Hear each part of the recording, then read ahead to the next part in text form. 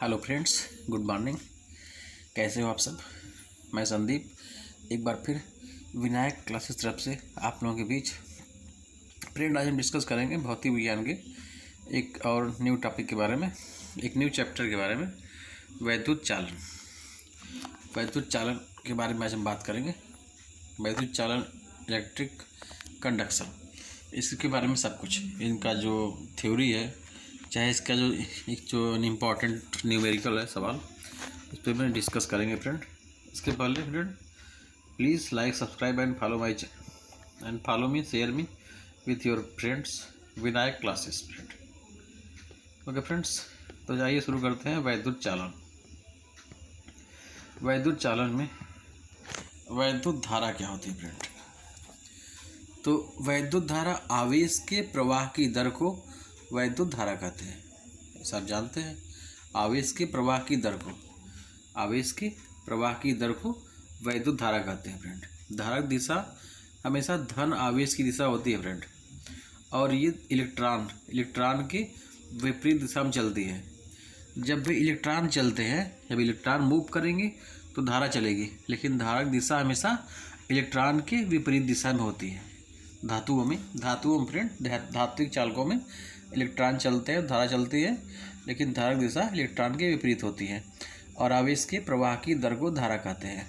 मान लीजिए अगर हमने माना कि धारा I है, आवेश Q है, तो आवेश के प्रवाह की दर I = Q/T, ये सूत्र है, इक्वेशन है धारा का। वैद्युत धारा बराबर आवेश बटे समय। आवेश देखिए फ्रेंड, आवेश का मात्रक क्या होता है?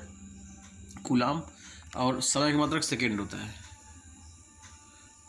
तो कूलाम पर सेकेंड इसका मात्रक होता है।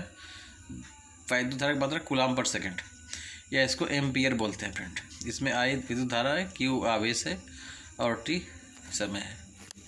ओके फ्रेंड्स, वैद्युत धारा फ्रेंड अदिश राशि होती है, इसका मात्रक है कूलाम पर सेकेंड या एम्पियर। वैद्युत धारा अदिश राशि होती है। धातुओं में जो होता है विद्युत चालन मुक्त इलेक्ट्रॉनों से होता है फ्रेंड। मुक्त इलेक्ट्रॉन क्या होते हैं? देखिए, मुक्त इलेक्ट्रॉन क्या होते हैं? मान लीजिए कोई धातु है, अगर मान लीजिए धातु है, धातु की ये कोई प्लेट है या फिर कोई वायर तार है, तो फ्रेंड जो प्रत्येक पदार्थ है वो छोटे छोटे परमाणु से बना है मिलके। आप जानते हो परमाणु से बना है, और परमाणु फ्रेंड बीच में क्या होता है? बीच में इसका नाभिक होगा, और इसके इलेक्ट्रॉन चक्कर मारते हैं फ्रेंड। तो जो इलेक्ट्रॉन एकदम लास्ट कक्षा में होगा, जैसे देखिए नाभिक है, इलेक्ट्रॉन चक्कर मार रहे हैं, तो जो इलेक्ट्रॉन इसकी कक्षा इस नाभिक से दूर होगा, यहाँ मान लीजिए यहाँ पे इलेक्ट्रॉन है, तो इस पर इसका आकर्षण बल कमज़ोर होगा, अट्रैक्शन पावर इसका कमज़ोर होगा, तो ये इलेक्ट्रॉन जो है ये फ्री होगा। इसमें इस चालक के अंदर गति करने के लिए ये इलेक्ट्रॉन फ्री है, ये इलेक्ट्रॉन इधर इधर गति कर सकता है। देखिए, अगर हम बात करें तो ये जो इलेक्ट्रॉन है ये इस चालक में मूव कर सकता है, चाहे इधर मूव करे या फिर इधर मूव करे या इधर मूव करे। ये चालक में किधर भी घूम, इलेक्ट्रॉन टहलते रहते हैं फ्रेंड। तो इलेक्ट्रॉन है, इधर मूव कर रहा है, इलेक्ट्रॉन इधर मूव कर रहा है। तो ये कुछ मुक्त इलेक्ट्रॉन होते हैं जो धातु में इसमें चालक में टहलते रहते हैं, जो मुक्त रहते हैं।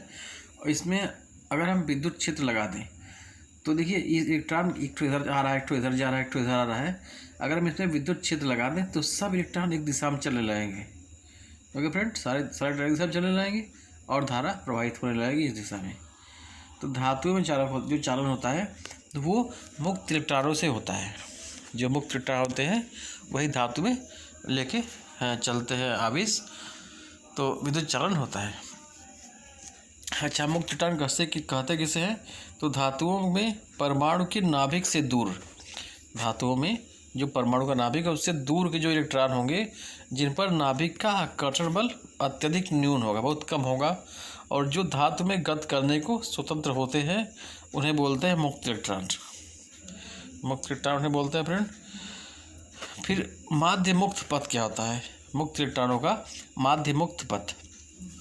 देखिए, किसी मुक्त इलेक्ट्रॉन द्वारा धातु में दो क्रमागत टक्कर, देखिए टक्कर कहाँ करेंगे इलेक्ट्रॉन? हमने कहा इलेक्ट्रॉन तो चलेंगे धातु में, लेकिन टक्कर कहाँ करेंगे। देखिए, अगर मान लीजिए धातु है मेरी और इसमें इलेक्ट्रॉन ये मूव कर रहा है, यहाँ से इलेक्ट्रॉन था, मूव किया इसने, तो इसमें इसका परमाणु का नाभिक भी तो होगा, धातु का परमाणु था तो इसमें नाभिक भी तो होगा। इलेक्ट्रॉन मान लीजिए हम मूव कर रहे हैं तो इलेक्ट्रॉन धन आवेश नाभिक से टकराएगा, इसकी दिशा बदल जाएगी, इस दिशा में आने लगेगा, फिर इधर कोई नाभिक होगा, इससे टकराएगा, फिर इस दिशा में जाने लगेगा। तो ऐसे इसमें परमाणु के नाभिक में फ्रेंड धन आवेश होता है। तो ये इलेक्ट्रॉन जो होते हैं ऋण आवेश होते हैं, ये धन आवेश नाभिक से टकराते हैं। तो दो आवेश के बीच में जो पथ चला, दो टक्करों के बीच में जो पथ चला, मान लीजिए यहाँ इतना चला, अगर कहीं दूसरी बार टक्कर हुआ उसको यहाँ से यहाँ तक चलना पड़ा, अगर यहीं तीसरी बार टक्कर हुआ यहीं से यहीं चलना पड़ा। तो देखिए, इसकी जो औसत दूरी निकालते हैं उसको बोलते हैं माध्य मुक्त पथ। किसी मुक्त इलेक्ट्रॉन द्वारा धातु में दो क्रमागत टक्करों के बीच चली गई औसत दूरी को माध्य मुक्त पथ बोलते हैं। और इसे फ्रेंड डिनोट करते हैं लैम्डा से। माध्य मुक्त पथ जो है इसको हम डिनोट करते हैं लैम्डा से। ये लैम्डा इससे डिनोट करते हैं माध्य मुक्त पथ को। फिर देखिए, श्रांति काल क्या होता है। तो धातु में चलते हुए इलेक्ट्रॉन की धनायनों से हुई दो टक्करों के बीच जो माध्य समय अंतराल होता है उसे श्रांति काल या टाउ कहते हैं। इसको टाउ से डिनोट करते हैं, टाउ है ये, इसे श्रांति काल कहते हैं। कोई इलेक्ट्रॉन है, मुक्त इलेक्ट्रॉन है, धातु में चल रहा है, तो वो चलेगा तो नाभिक से टकराएगा, धन आवेशित नाभिक से टकराएगा। तो अगर टकराने में दो क्रमागत टक्कर के बीच में जो माध्य समय अंतराल लेता है उसको बोलते हैं श्रांति काल, और इसका डिनोट करते हैं टाउ से। आइए पढ़ते हैं अपवहन वेग क्या होता है या अनुगमन वेग। अपवहन वेग कहें चाहे अनुगमन वेग कहें, एक ही बात है। किसी धातु के तार में अगर हमने कहा मुक्त इलेक्ट्रॉन होते हैं और वो इधर उधर गति करते रहते हैं, लेकिन अगर उसमें हम विद्युत क्षेत्र लगा दें, किसी धातु के तार में अगर हम विद्युत क्षेत्र लगा दें तो इससे जो मुक्त इलेक्ट्रॉन है उनमें उनका जो उष्मीय वेग है उस पर एक सूक्ष्म नियत वेग और लग जाएगा, जिससे कि वो उच्च विभव की ओर गति करने लगेंगे। इसे ही अपवहन वेग कहते हैं। मतलब इलेक्ट्रॉनों द्वारा वैद्युत क्षेत्र में प्राप्त वह सूक्ष्म नियत वेग, इलेक्ट्रॉनों द्वारा या मुक्त इलेक्ट्रॉनों द्वारा, किसी चालक में मुक्त इलेक्ट्रॉनों द्वारा वैद्युत क्षेत्र में प्राप्त वह सूक्ष्म नियत वेग, और इसका मान फ्रेंड लगभग 10⁻⁴ मीटर पर सेकंड के बराबर होता है। वह सूक्ष्म नियत वेग जिससे इलेक्ट्रॉन गति करते हैं उसे ही बोलते हैं अपवहन वेग या अनुगमन वेग। इसको फ्रेंड डिनोट करते हैं ड्रिफ्ट वेलोसिटी बोलते हैं, इसको ड्रिफ्ट वेलोसिटी। ओके फ्रेंड, अपवहन वेग को। अपवहन वेग और विद्युत धारा में संबंध, ये काफ़ी इंपॉर्टेंट टॉपिक है। अपवहन वेग और धारा में क्या संबंध है। मान लिया कोई तार है, इसका अनुप्रस्थ परिच्छेद का क्षेत्रफल a है, प्रति एकांक आयतन में मुक्त इलेक्ट्रॉन जो है उनकी संख्या n है। देखिए, मान लिया कोई तार है, उसका क्षेत्रफल a है और उसके एकांक आयतन में इलेक्ट्रॉन जो है n है। इलेक्ट्रॉन का अनुगमन वेग हमने मान लिया vd, वी फ्रेंड बोलते हैं वेलोसिटी को, और d ड्रिफ्ट वेलोसिटी मतलब अनुगमन वेग को बोलते हैं ड्रिफ्ट वेलोसिटी।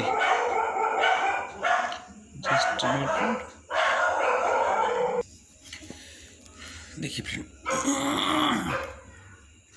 मान लिया कोई चालक तार है, इसका क्षेत्रफल a है और इसमें प्रति एकांक आयतन में मुक्त इलेक्ट्रॉन संख्या n है, और इसका मान लिया हम अनुगमन वेग ड्रिफ्ट वेलोसिटी vd है इलेक्ट्रॉन का। तो 1 सेकेंड में तार से गुजरने वाले इलेक्ट्रॉनों की संख्या, n नंबर था इलेक्ट्रॉनों का, a एरिया है और vd वेग है। तो n vd इलेक्ट्रॉन गुजरेंगे 1 सेकेंड में। 1 सेकेंड में चालक तार से n vd इलेक्ट्रॉन गुजरेंगे। अगर हम मान लें t सेकेंड में कितने इलेक्ट्रॉन गुजरेंगे, तो n vd into t electron गुजरेंगे। ओके फ्रेंड्स, n vd हम t से मल्टीप्लाई कर देंगे, कितने इलेक्ट्रॉन गुजरेंगे 1 सेकेंड में। तो यदि हम मान लें इलेक्ट्रॉन पर अगर आवेश E हो, इलेक्ट्रॉन पर आवेश हम मान लें अगर E हो, तो t सेकेंड में कितना आवेश जाएगा। तो इतने इलेक्ट्रॉन जा रहे हैं 3 सेकेंड में, और हमने माना कि एक इलेक्ट्रॉन पर आवेश अगर E है तो कितना आवेश जाएगा, मतलब Q बराबर n EA VD और इंटू T ये था, इतना इलेक्ट्रॉन जा रहे थे और इलेक्ट्रॉन पे आवेश E था, तो ये इतना मेरा आवेश जाएगा 1 सेकेंड में तार से। ओके फ्रेंड्स, 1 सेकेंड में तार से इतना आवेश गुजरेगा, 3 सेकेंड में किसी चालक तार से आवेश गुजरेगा NAVDT × E। और अगर हम वैद्युत धारा की बात करें तो वैद्युत धारा जो होती है I बराबर Q/T होती है। और अगर हम Q का मान हम इसमें इतना पुट कर दें, Q बराबर NAVDT × E, इसको हमने इसमें पुट कर दिया तो NAVD × T/T हो जाएगा, T से T हो जाएगा, रिमूव हो जाएगा, तो आ जाएगा I बराबर NEAVD। ये वैद्युत धारा और VD अनुगमन वेग में संबंध है। I बराबर NEAVD। N क्या है फ्रेंड? नंबर ऑफ इलेक्ट्रॉन है। E क्या है? इलेक्ट्रॉन पर आवेश है। A है एरिया मतलब क्षेत्रफल, उसका जिस चालक तार में हमारा करंट प्रवाहित हो रहा है उसका ये क्षेत्रफल है। और VD मुक्त इलेक्ट्रॉनों का अनुगमन वेग है। I hope you understand. I बराबर NEAVD, ये इलेक्ट्रॉन के अनुगमन वेग और वैद्युत धारा में संबंध। फिर धारा घनत्व किसे बोलते हैं? धारा घनत्व इसका नाम ही घनत्व है, मतलब किसी चालक के किसी बिंदु पर प्रति एकांक क्षेत्रफल से अभिलंबवत गुजरने वाली वैद्युत धारा को उस बिंदु पर धारा घनत्व कहते हैं। प्रति एकांक क्षेत्रफल, देखिए अगर हम मान लें इसमें, इसको डिनोट करते हैं फ्रेंड J से। अगर हम मान लें इसमें A का मान ले 1 है, एकांक क्षेत्रफल कह रहा है, तो मान लें अगर A को 1 है तो इससे कोई फर्क पड़ेगा नहीं, मतलब जो धारा है वही धारा घनत्व हो जाएगा। एकांक आयतन की धारा को ही धारा घनत्व कहते हैं। किसी चालक के किसी बिंदु पर प्रति एकांक क्षेत्रफल से अभिलंबवत गुजरने वाली धारा को धारा घनत्व कहते हैं। J बराबर I/A।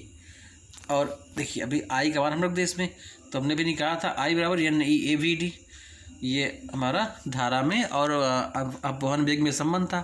तो अगर हम इसको यहाँ पर रख दें I बराबर NEAVD और अपान A है तो A से A रिमूव हो जाएगा, बचेगा J बराबर NEVD। तो ये फ्रेंड अपवहन वेग और धारा घनत्व में संबंध, धारा घनत्व और अपवहन वेग में संबंध है। ओके फ्रेंड्स, आइए गतिशीलता पढ़ते हैं। किसी आवेश वाहक की गतिशीलता वह अपवहन वेग है जो वह एकांक वैद्युत क्षेत्र में प्राप्त करता है।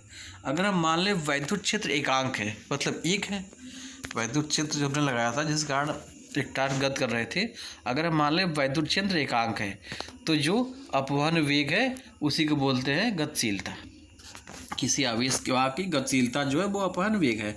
कब है? जबकि उसमें एकांक वैद्युत क्षेत्र हो। गतिशीलता डिनोट करते हैं फ्रेंड माइक्रो से। Micro equal to VD/E। अगर हम 1 मान लें तो जो VD है वही बराबर हो जाएगा माइक्रो के। तो गतिशीलता जो है वो एकांक वैद्युत क्षेत्र के अपवहन वेग को बोलते हैं। अगर इसमें मान रखें VD का, देखिए फ्रेंड अगर इससे मान निकालें VD का तो J बराबर NAVD था।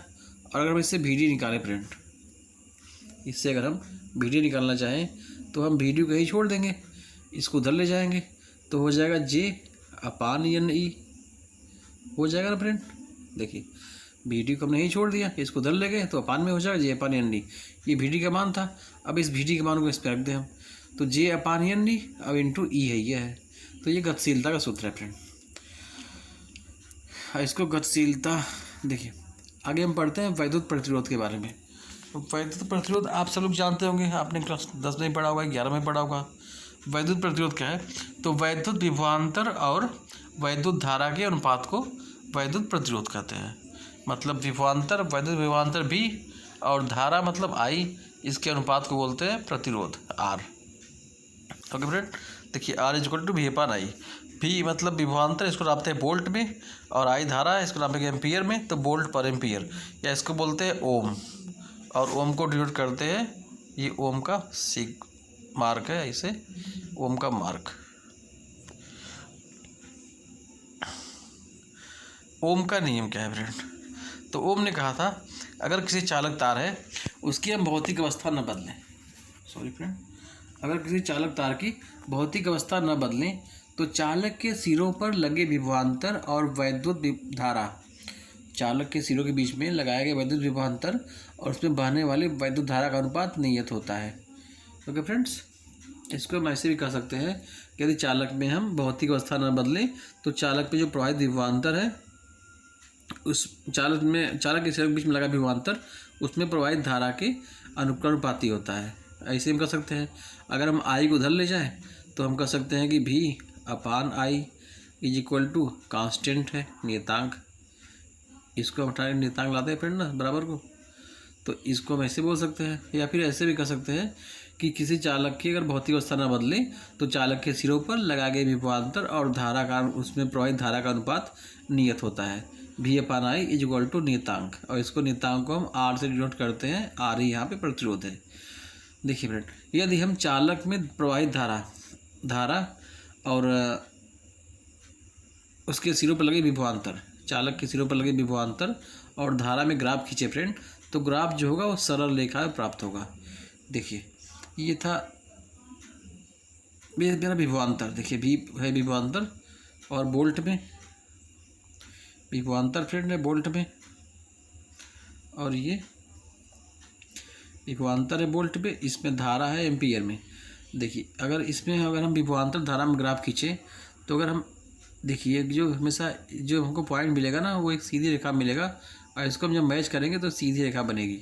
तो इसको बोलते हैं ओमी परिपथ, मतलब ऐसे परिपथ जो ओम के नियम का पालन करें, मतलब B और I में उनका रेशियो जो है समान रहे और उसमें जो ग्राफ है वो सीधी रेखा में बने, उसको बोलते हैं ओमी परिपथ।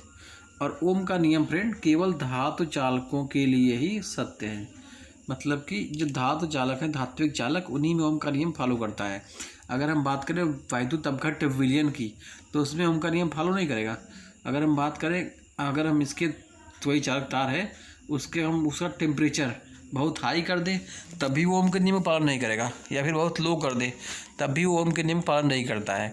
तो ऐसे परिपथ जो ओम के नियम का पालन नहीं करते हैं उन्हें बोलते हैं अनओमी परिपथ, और उनमें विभवांतर और धारा में ग्राफ जो होता है फ्रेंड वो सीधी रेखा बन के कर्व लाइन बनती है, उसमें हम ग्राफ खींचेंगे ऐसे तो ऐसे बनेगा, विभवांतर धारा में ऐसा ग्राफ बनेगा।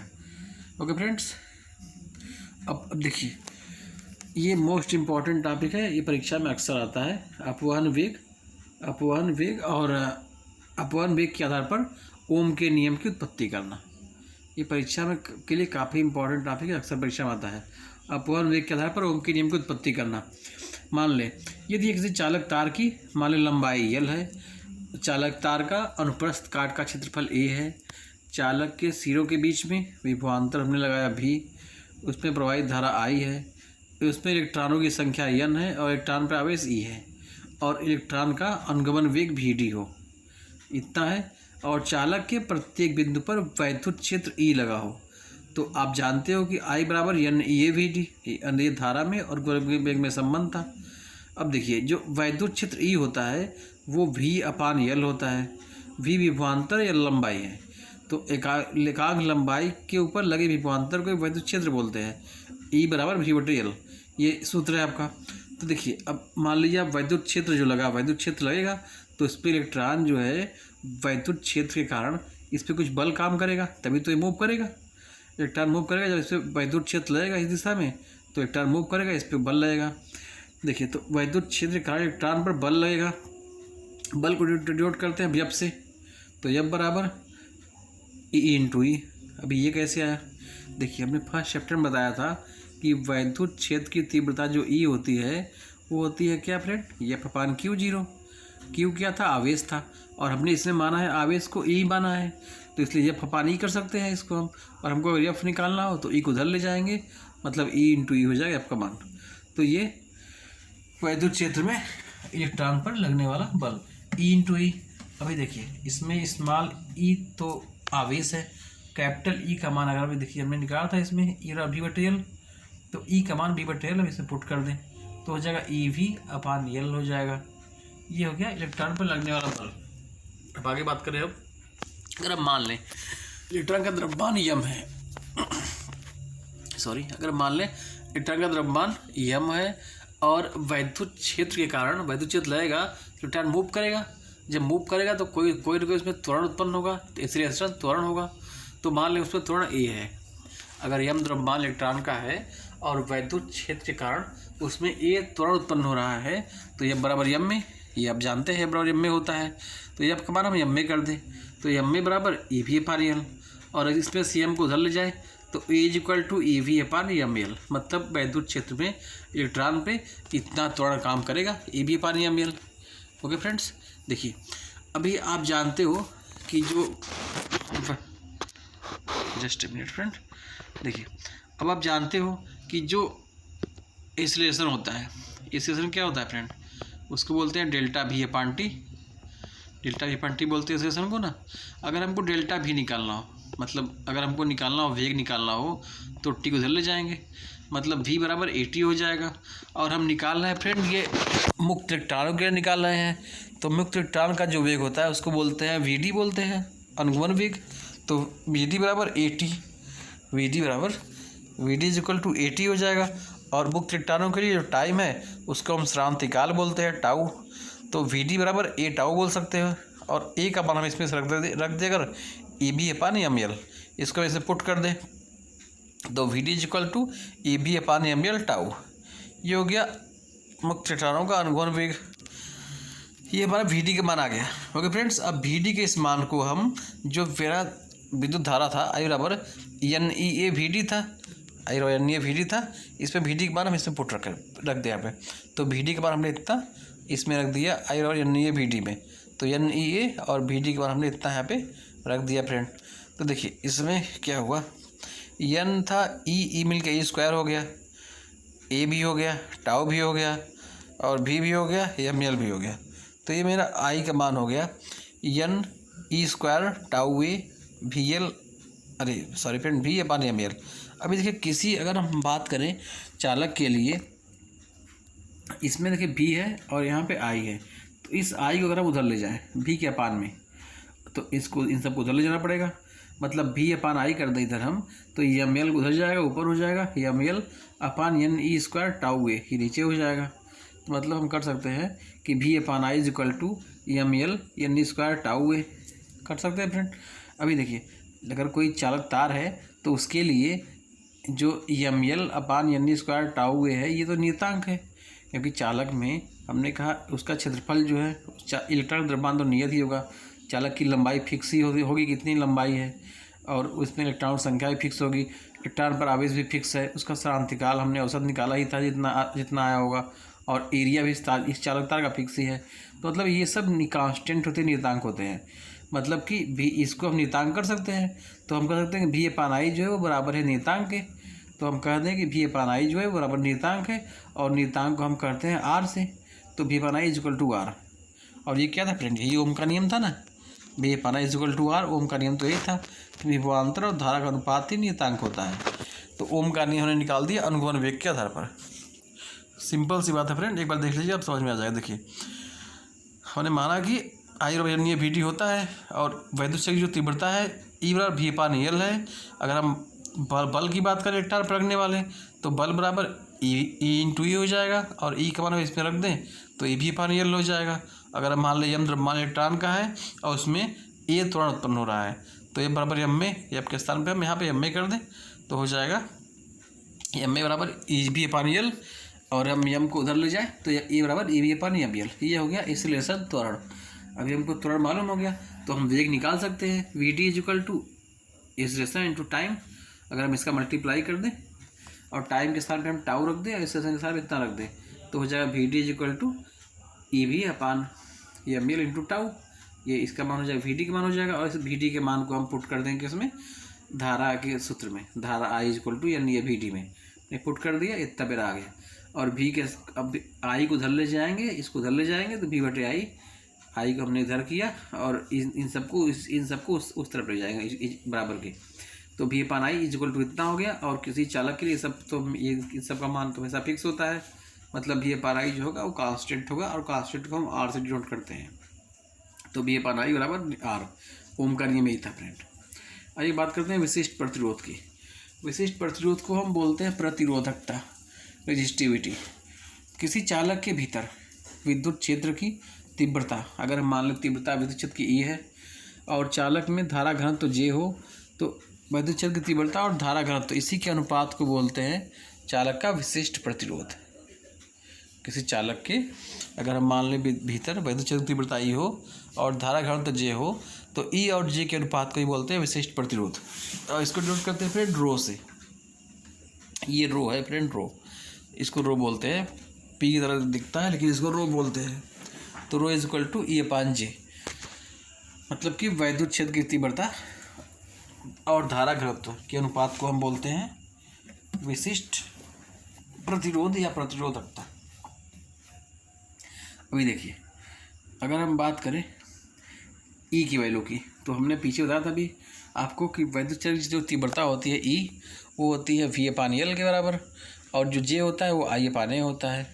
तो अगर इन दोनों की वैल्यू इससे रखें तो ई की वैल्यू हम रख दें V/L, जे की वैल्यू रख दें I/A। तो ये बटे में बटे, मतलब ये नीचे वाला हो जाएगा ऊपर, ए ऊपर हो जाएगा, आई नीचे हो जाएगा, मतलब VI/AL। और V/I को हम R बोलते हैं फ्रेंड, V/I को R बोलते हैं ना, तो हम कह सकते हैं कि rho is equal to R E/L। ये मेरा था विशिष्ट प्रतिरोध और ये प्रतिरोध था। अभी देखिए, इसको अगर हम इसका मान निकालें अनुगमन वेग के रूप में, तो हमने भी बताया था ओम के नियम में, जब निगमन किया था ओम के नियम के पीछे, तो हमने कहा था ना R is equal to V/I को हमने R कहा था, और V/I को हम बोलते हैं mL/n² टाउ है। तो हम यहाँ पे R के स्थान पे इतना लिख सकते हैं mL/n² टाउ है।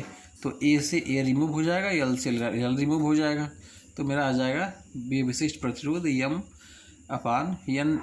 टाउ। देखिए, विशिष्ट चालकता क्या होती है? तो विशिष्ट प्रतिरोध के व्युत्क्रम को विशिष्ट चालकता कहते हैं। चालकता मतलब प्रतिरोध का व्युत्क्रम ही होगा, तभी चालकता होगी। तो विशिष्ट प्रतिरोध के व्युत्क्रम को विशिष्ट चालकता कहते हैं। इसे डिनोट करते हैं सिग्मा से। ये सिग्मा इज इक्वल टू विशिष्ट प्रतिरोध का व्युत्क्रम, मतलब कि 1/ρ। विशिष्ट प्रतिरोध का उल्टा हो गया चालकता, और इसमें हम मान रख देंगे, तो रो का मान रखेंगे तो उल्टा हो जाएगा। मतलब रो का मान था मेरा E/J था, सॉरी फ्रेंड, रो का मान इसमें E/J था। अगर हम इसमें E/J रखें तो ये बटे में बटे, मतलब ये उल्टा हो जाएगा J/E। तो ये होता है विशिष्ट चालकता। प्रतिरोध की ताप पर निर्भरता, ये भी काफ़ी इंपॉर्टेंट टॉपिक है। प्रतिरोध की ताप पर निर्भरता मतलब किसी चालक का प्रतिरोध है तो ताप के ऊपर कैसे डिपेंड करेगा, ताप बढ़ाने बढ़ेगा या घटेगा, इसके बारे में बात करें हम। तो देखिए, R हमने कहा था R is equal to mL/n² tau, बताया था ना कि अभी ओम के नियम जब निगमन किया था तो उसमें हमने बताया था कि R is equal to mL/n² tau होता है। तो मान लें अगर हम किसी चालक के लिए, कोई चालक है तो उसके लिए क्या होगा, यम तो इलेक्ट्रॉन का द्रव्यमान है, फिक्स है, इलेक्ट्रॉन पर आवेश भी फिक्स है, लंबाई तार की फिक्स है, ए फिक्स है। तो इतने मान तो सब नियत है, मतलब जो प्रतिरोध है वो डिपेंड करेगा टाउ पे। प्रतिरोध जो है वो 1/टाउ पे डिपेंड करेगा, टाउ श्रांति काल है। ओके फ्रेंड, अगर हम देखिए, मान लें अगर हम कि इलेक्ट्रॉन का जो मुक्त पथ है वो अगर लैम्डा है, और इलेक्ट्रॉन का वर्ग माध्य मूल उचाल VRMS है, तो ये इतना पथ चल रहा है और इतनी चाल से चल रहा है, तो कितना समय लेगा ना। अगर हम निकालें बात कि कितना समय लेगा, तो समय और दूरी बटे चाल होती है, और उसका मुक्त पथ लैम्डा था, चाल VRMS थी, मतलब जो टाउ होगा वो लैम्डा बटे VRMS हो जाएगा। और टाउ का मान लैम्डा बटे VRMS हम इस पर पुट करें अगर, तो मतलब जो R है वो डिपेंड करेगा, अभी देखिए 1/, है तो इसको 1/, करेंगे तो ये ऊपर हो जाएगा, मतलब VRMS अपान लैम्डा के ऊपर डिपेंड करेगा। ये जो प्रतिरोध है ये डिपेंड करेगा इलेक्ट्रॉन के वर्ग माध्य मूल वेग और इसके माध्य मुक्त पथ के अनुपात के ऊपर डिपेंड करेगा। तो अगर हम किसी चालक तार में उसका हम अगर टेम्परेचर बढ़ाएं, अगर चालक तार की हम उसको ताप बढ़ाएं उसका चालक तार का, तो जब ताप बढ़ाएंगे तो इलेक्ट्रॉन जो है अधिक तेज़ी से मूव करेंगे। ताप बढ़ने पर उनके पास अधिक एनर्जी हो जाएगी, तो अधिक तेज़ी से मूव करेंगे, मतलब वो उनकी स्पीड बढ़ जाएगी फ्रेंड, मतलब VRMS तो बढ़ गया।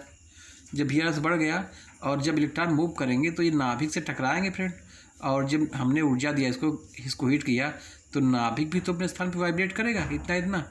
शुरू में नाभिक मान लीजिए यहाँ था, तो इसके बीच में इतना उसको पथ चलना था, लेकिन नाभिक अगर वाइब्रेट करने लगा इतना, तो इसके बीच में पथ तो बहुत कम हो गया, मतलब इलेक्ट्रॉन इससे अधिक बार टकराएगा, पथ कम हो गया, मतलब लैम्डा का मान तो कम हो गया, और VRMS बढ़ गया, मतलब VRMS बढ़ गया तो मतलब R भी बढ़ गया, और लैम्डा तो कम ही हो जा रहा है। मतलब कि अगर हम चालक का ताप बढ़ाएं तो VRMS बढ़ जाएगा, और जो माध्य मुक्त पथ है वो घट जाएगा, मतलब ताप बढ़ाने पर प्रतिरोध बढ़ जाएगा। अगर 1 नंबर में अगर लिखने के लिए, तो ताप बढ़ाने पर चालक का प्रतिरोध बढ़ जाएगा। ये अगर पूछे कैसे बढ़ जाएगा तो आपको ये दिखाना पड़ेगा। देखिए, अगर हम मान लें 0 डिग्री सेंटीग्रेड पर किसी तार का प्रतिरोध R0 है और T डिग्री सेंटीग्रेड पर उसका प्रतिरोध बढ़कर RT हो गया, तो हमको अगर RT और R0 में संबंध निकालना है तो ये क्वेश्चन है काफ़ी इंपॉर्टेंट, इससे सवाल जरूर आता है। RT is equal to R0 1 plus alpha T. अभी फ्रेंड यहाँ पे अल्फा जो है इसको बोलते हैं प्रतिरोध ताप गुणांक, तार का प्रतिरोध ताप गुणांक। RT बराबर R0 1 प्लस अल्फा टी। ये काफ़ी इंपॉर्टेंट सूत्र, इससे हम सवाल आगे लगाएंगे। देखिए, ये तो हमने बात की चालक की कि ताप बढ़ाएंगे उसका प्रतिरोध बढ़ जाएगा, लेकिन अर्धचालक का क्या होता है फ्रेंड? अर्धचालकों में ताप बढ़ाएंगे तो प्रतिरोध घट जाता है। और एक तो फ्रेंड अर्धचालक होता है। अर्धचालक क्या होते हैं?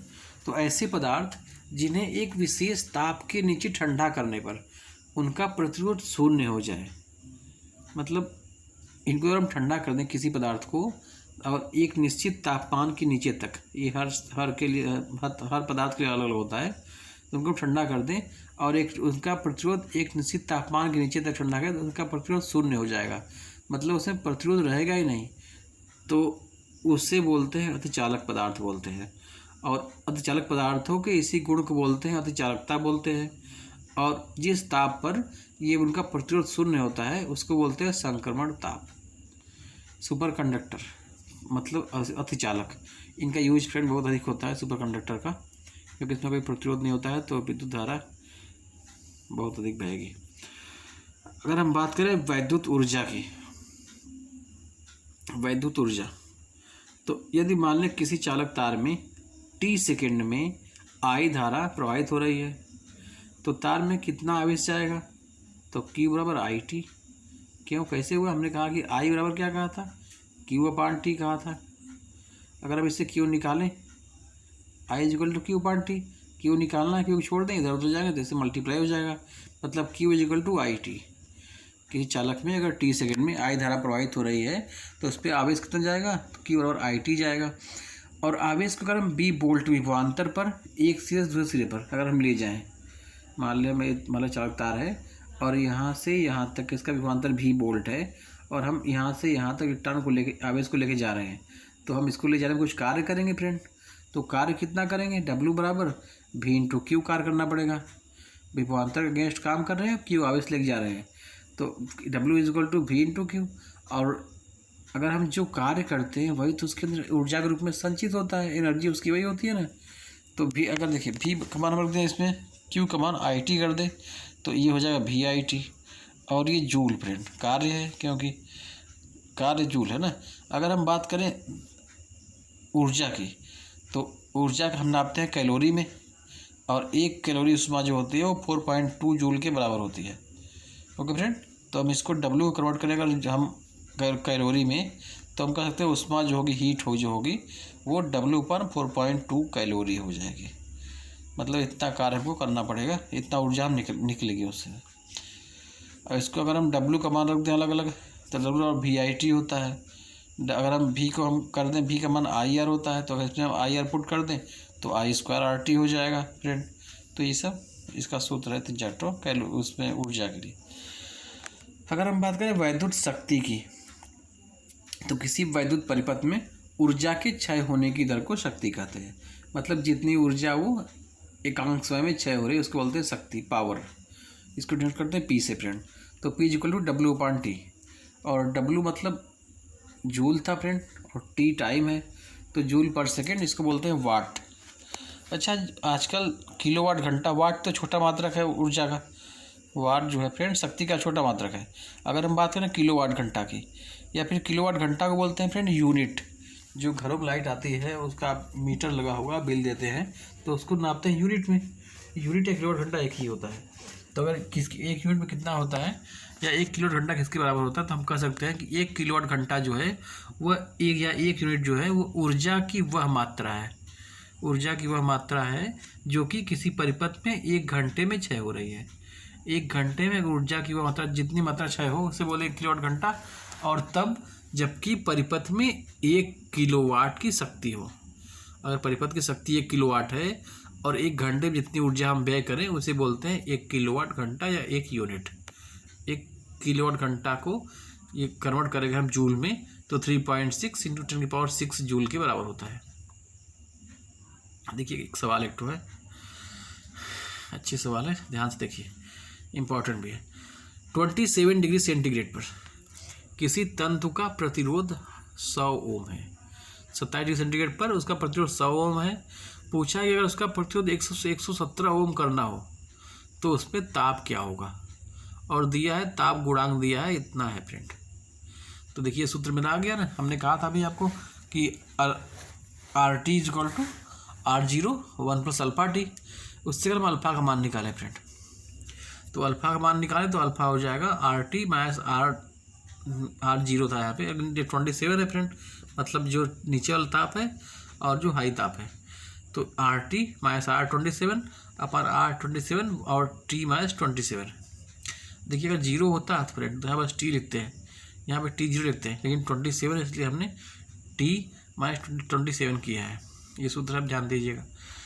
अब इसमें मान रख दें, हमको निकालना है मान T का। तो अगर हम T माइनस 27 को उधर ले जाए और अल्फा को नीचे लेते हैं, तो RT 117 दिया था, R27 पे कितना था फ्रेंड 100 था, और ये 100 था ही, और अल्फा का मान दिया था, हमने इतना पुट कर दिया। इनको हमने सॉल्व किया। देखिए सॉल्व कैसे करेंगे, इसको घटा दें इसमें से आप, 117 से 100 घटा 17 आ जाएगा। अभी देखिए ये 100 है, मतलब 10 की पावर 2 है, और ये 10 की पावर 4 है, -4 है, तो घटा दे 2 ठो, तो 10 की पावर -2 बचेगा, और ये 1.7 है। इसको अगर 17 करना हो तो 10 से मल्टीप्लाई करेंगे, 10 से डिवाइड करेंगे, मल्टीप्लाई करेंगे तो 17 हो जाएगा, और जो डिवाइड करेंगे नीचे अपन उसको नीचे ऊपर लाएंगे तो 10 पावर -3 हो गया फ्रेंड। अब 17 कट गया, इसको ऊपर ले जाएंगे, यहाँ -3 ऊपर जाएगा +3 हो जाएगा, और 10 पावर 3 मतलब 1000 होता है, तो 1000 is equal to T minus 27 हो गया। अब 27 उधर ले जाएँ तो T is equal to 1000 plus 27, मतलब कि 1027 डिग्री सेंटीग्रेड। ये मेरा टेम्परेचर आ गया। एक और सवाल देखिए, एक चालक में 8.5 इंटू 10 पावर 28 इलेक्ट्रॉन पर मीटर क्यूब है, मतलब एकांक आयतन में, मीटर क्यूब आयतन होता है फ्रेंड ना, एकांक आयतन में इतने इलेक्ट्रॉन है, और 3 मीटर लंबा तार है। इलेक्ट्रॉन को एक सिरे से दूसरे सिरे तक जाने में कितना समय लगेगा, टाइम पूछा है, मतलब 3 मीटर लंबा तार है, इतनी लंबाई में इलेक्ट्रॉन जाएगा तो कितना उसको टाइम लगेगा, और तार का क्षेत्रफल दिया है 2.0 10⁻⁶ मीटर स्क्वायर, और उसमें 3 एम्पीयर की धारा बह रही है। ओके फ्रेंड, देखिए हम जानते हैं सूत्र कि I बराबर N, ये VD होता है। अब इसमें देखिए क्या क्या दिया हमको है, I दिया है 3 एम्पीयर, N दिया है नंबर ऑफ इलेक्ट्रॉन, इतने इलेक्ट्रॉन है, क्षेत्रफल दिया है तार का इतना है, और इलेक्ट्रॉन पे आवेश जानते हैं आप 1.6 10⁻⁹ होता है। ये आपको 4 चीज़ मालूम है। अभी इसका यूज करेंगे हम, तो I इक्वल टू N, ये VD, और हमको निकालना है, पहले हम अगर चाल निकाल लें हम, तो डिस्टेंस मेरा 3 मीटर दिया है, हम टाइम निकाल सकते हैं, तो हमको निकालना है VD। तो VD को यहीं छोड़ दें, इसको उधर ले जाएंगे तो हो जाएगा I/NEA, और हमको सबका मान दिया है, ये I का मान दिया है, N का मान दिया है, E का मान है ये का मान है ये, तो VD इक्वल टू हम सबका मान रख दिए। I का मान 3 एम्पीयर था, ये मान है N का, और ये इलेक्ट्रॉन पर आवेश है, और ये इसका क्षेत्रफल। इन सबको हम अगर सॉल्व करें, देखिए ये 10⁻28 है, ये 10⁻19 माइनस में, ये -6 है, तो -19 -6 मतलब -25 हो जाएगा, और 28 से घटाए 25 को तो 10⁻3 बच गया, और 8.5 है, ये 1.6 और 2 इसका मल्टीप्लाई कर दें, तो 1.6 में 2 से मल्टीप्लाई कर दें 3.2 हो गया, 8.5 बचा। अब इसको हम कट कर देगा ना डिवाइड करके फ्रेंड, तो 1.1 और 10⁻⁴ ये हो जाएगा मीटर पर सेकेंड, ये इसका आ गया अनुगमन वेग।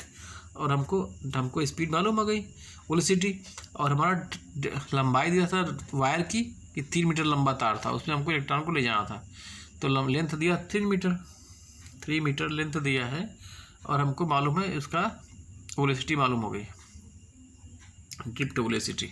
तो हम टाइम निकाल सकते हैं दूरी बटे समय करके, दूरी तो 3 मीटर थी, और टाइम हमारा ये चाल VD 1.1 10⁻⁴, हम इससे 1.1 से 3 में डिवाइड करेंगे, इतना आया, और इस -4 है, ऊपर ले जाएगा +4 हो जाएगा, 10⁻⁴ इतना सेकेंड वहाँ पे लगेगा।